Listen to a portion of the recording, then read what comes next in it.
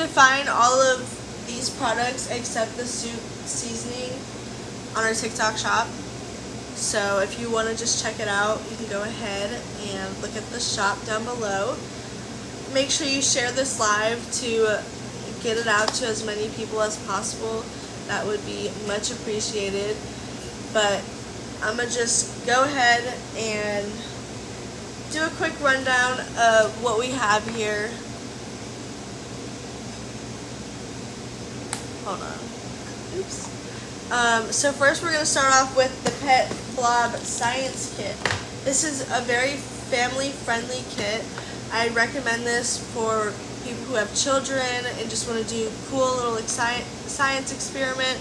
This is what the end result looks like.